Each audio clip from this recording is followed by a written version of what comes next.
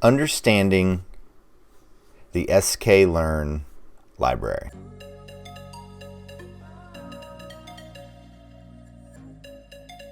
Hi everybody, this is Sam with Python Basics, and in today's video I think we need to kind of take a step back and really understand the nuances of this library, because I was beginning to work on the training model and then I realized this may actually be a big leap for some people. So let's just go ahead and get into it. So if you're new here, thanks for joining us. This is what we do. We do micro videos, one subject at a time, really breaking down and going smoothly and thoroughly through topics to ensure you understand it. So one thing that I was realizing is that every other topic was just flying through. Why are we and not appreciating why we're doing certain things? So when you import this library, it's very compact, and I want to really show you what it's doing and the design of the package, because you're going to see a lot of these from statements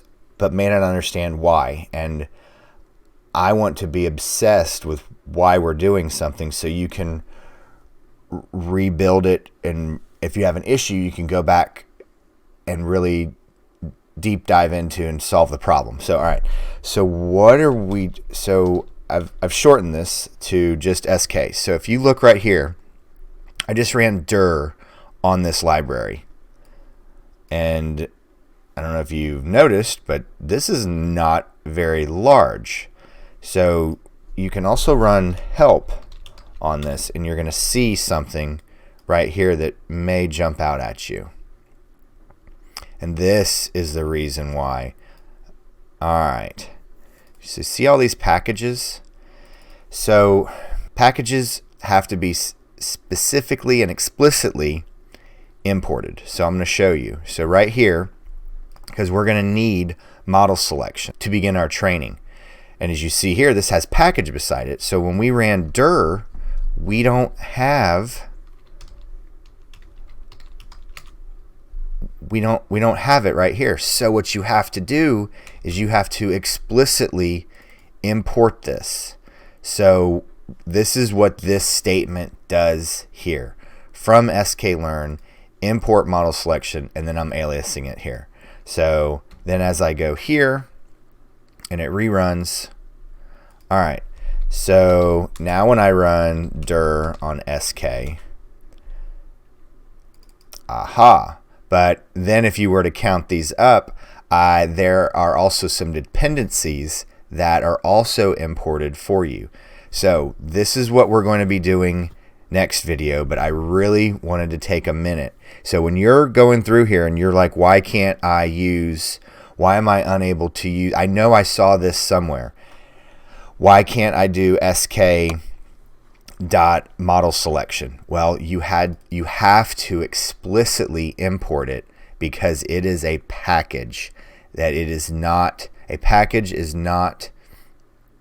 may not be explicitly imported when you import the library. So I really thought this was a very important video to go over, just so you can familiarize yourself and understand when you're working with a library, you need to understand how it is functioning. So if you're not seeing a method or a function that you're expecting to see, please go back and examine the documentation to ensure it is being imported when you're importing the library, because it may be a package and you may need to explicitly import that package. So there we go, guys.